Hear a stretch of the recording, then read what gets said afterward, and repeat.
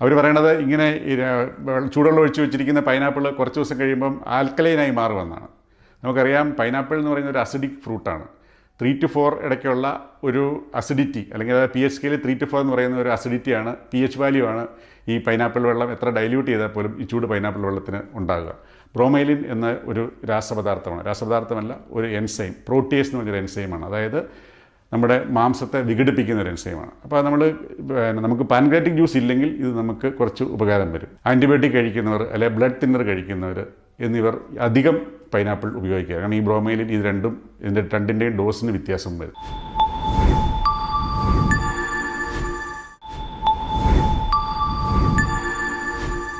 എല്ലാവർക്കും നമസ്കാരം. ഞാൻ doctor Joja V Joseph, Kottayam Caritas cancer ഇൻസ്റ്റിറ്റ്യൂട്ടിലെ സീനിയർ കൺസൾട്ടൻറ്റ് ഓങ്കോ സർജനാണ്. ദയവായി ചൂട് പൈനാപ്പിൾ വെള്ളം പ്രചരിപ്പിക്കുക എന്ന ഹെഡ്ലൈനോടുകൂടി ഇറങ്ങിയിരിക്കുന്ന, ഇപ്പോൾ വൈറലായിക്കൊണ്ടിരിക്കുന്ന ഒരു സോഷ്യൽ മീഡിയ മെസ്സേജിൻ്റെ യാഥാർത്ഥ്യം എന്ത് എന്ന് പറയാനാണ് ഞാൻ ഈ വീഡിയോയിൽ കൂടി ശ്രമിക്കുന്നത്.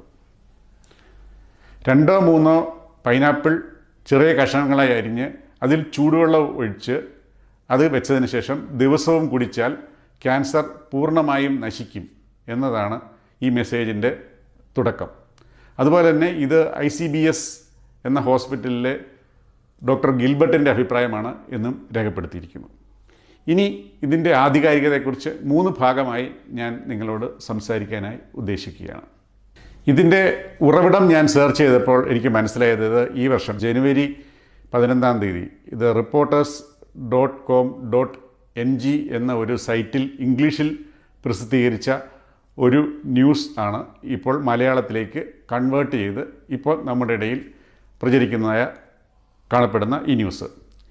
ഞാൻ ഇതിനെക്കുറിച്ച് അന്വേഷിച്ചപ്പോൾ, ഈ സൈറ്റിനെക്കുറിച്ച് അന്വേഷിച്ചപ്പോൾ അവർ പറയണത്, അവരുടെ ആ ഇംഗ്ലീഷ് പരിഭാഷയിൽ, അത് ഞാൻ കാണിക്കുന്നുണ്ട്, ആ ഇംഗ്ലീഷ് വേർഷനിൽ അവർ പറയുന്നത് ഈസ്റ്റ് ആഫ്രിക്കൻ കൺട്രിയായ മലാവി എന്ന രാജ്യത്തെ ചന എന്ന് പറയുന്ന ഒരു സ്ഥലത്തെ ICBS ജനറൽ ഹോസ്പിറ്റലിലെ ഗിൽബർട്ട് എ ക്വാക്ക് എന്നയാളാണ് ഇതിൻ്റെ പ്രൊമോട്ടർ, അല്ലെങ്കിൽ പുള്ളിയാണിത് കണ്ടുപിടിച്ചത് എന്നാണ്.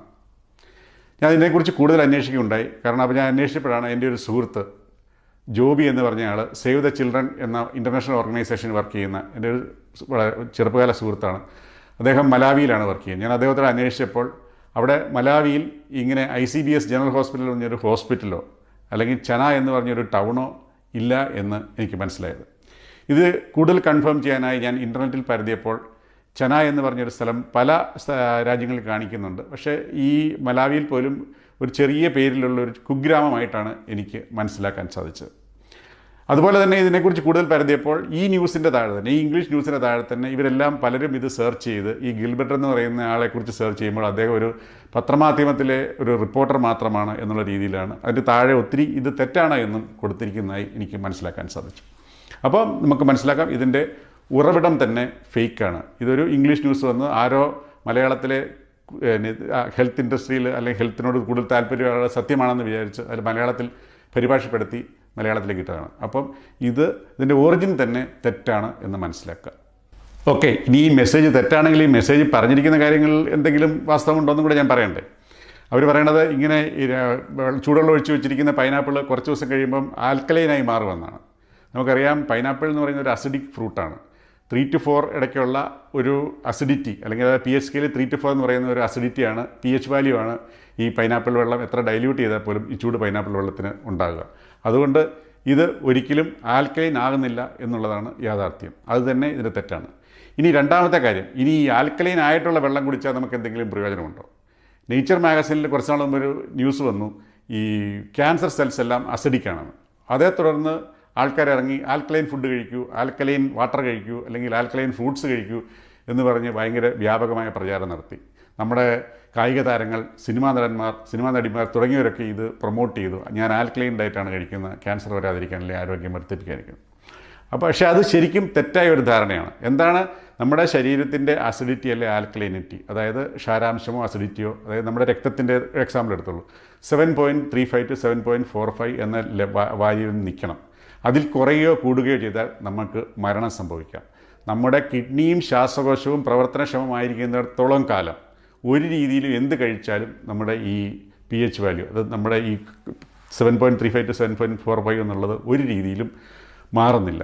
ഇത് നമ്മളെ ഈ സത്യം അറിയാത്ത, ഇതിൻ്റെ സയൻസ് അറിയാത്ത ആൾക്കാരെ പറ്റിക്കാൻ വേണ്ടി മാത്രമാണ് ഈ ആൽക്കലൈൻ ഡയറ്റ് അല്ലെങ്കിൽ ആൽക്കലി കഴിച്ചാൽ ക്യാൻസർ മാറും എന്ന് ഈ ആൾക്കാർ പ്രചരിപ്പിക്കുന്നത്. ഇവർക്ക് എന്ത് ബെനിഫിറ്റാണ് ഇതിൽ നിന്ന് കിട്ടുക എന്ന് എനിക്ക് ഇനിയും മനസ്സിലായിട്ടില്ല.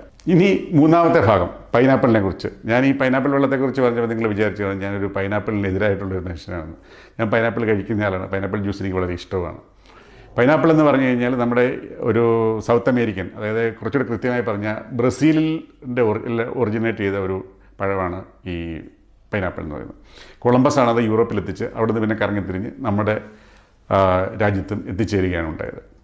പൈനാപ്പിളിൽ ധാരാളം ഷുഗർ ഇറങ്ങിയിട്ടുണ്ട്. അപ്പോൾ അതിൻ്റെ ജ്യൂസ് കുടിക്കുകയോ അല്ലെങ്കിൽ അതിൻ്റെ പൈനാപ്പിൾ തിന്നുകയോ ഒക്കെ ചെയ്യുമ്പോൾ നമുക്ക് ക്ഷീണിച്ചിരിക്കുമ്പോൾ പെട്ടെന്നൊരു ഉണർവ് ലഭിക്കും എന്നുള്ളത് വാസ്തവമാണ്. അതുപോലെ തന്നെ ധാരാളം ഫൈബർ, വൈറ്റമിനുകൾ, ധാതു ലവണങ്ങൾ, ഫാറ്റില്ല, അങ്ങനെ ഒത്തിരി കാര്യങ്ങൾ അടങ്ങിയിട്ടുള്ള ഒരു നല്ല ഫ്രൂട്ടാണ് ഈ പൈനാപ്പിൾ എന്ന് പറയുന്നത്. അതുകൊണ്ട് നമുക്ക് പൈനാപ്പിൾ ധൈര്യമായി ഉപയോഗിക്കാം. പക്ഷേ ക്യാൻസർ ചികിത്സയ്ക്കോ ക്യാൻസർ വരാതിരിക്കാനോ ഉപയോഗിക്കാതിരിക്കുക. ഇനി ഇതിനെക്കുറിച്ച് മറ്റൊരു പൈനാപ്പിളിനെക്കുറിച്ച് തെറ്റിദ്ധാരണ ആൾക്കാർ വരുന്നത് ദഹനത്തിന് ഇത് വളരെ സഹായകമാണ്, അല്ലെങ്കിൽ നമ്മുടെ ശരീരത്തിന് വളരെ പ്രൊട്ടക്ഷൻ നൽകുന്നു.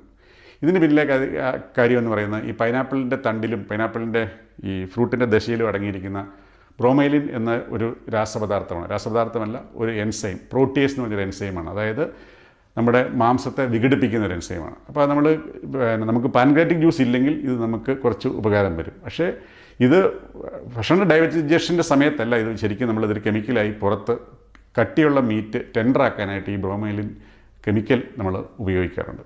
അതുപോലെ തന്നെ ഈ ബ്രോമൈലിന് നമുക്ക് ഒരു ആൻറ്റി ഇൻഫ്ലമേറ്ററി, അത് നീര് കുറയ്ക്കാനുള്ള ഒരു എഫക്റ്റ് ഉണ്ട്. അപ്പോൾ നമുക്ക് വയറിനൊക്കെ ഒരു സൂത്തനിങ് എഫക്റ്റ് കിട്ടും. അപ്പോൾ ഇതൊക്കെയാണ് ആൾക്കാർ സയൻറ്റിഫിക് വശമെങ്കിലും ഇത് ഇങ്ങനെയെല്ലാം വരുന്നതുകൊണ്ട് ക്യാൻസർ വരില്ല, അല്ലെങ്കിൽ ക്യാൻസറിനെ തടയും, അല്ലെങ്കിൽ ഇതൊരു ദഹനത്തിന് വളരെയധികം സഹായിക്കുമെന്നൊക്കെ ആൾക്കാർ പറഞ്ഞു വരുത്താറുണ്ട്.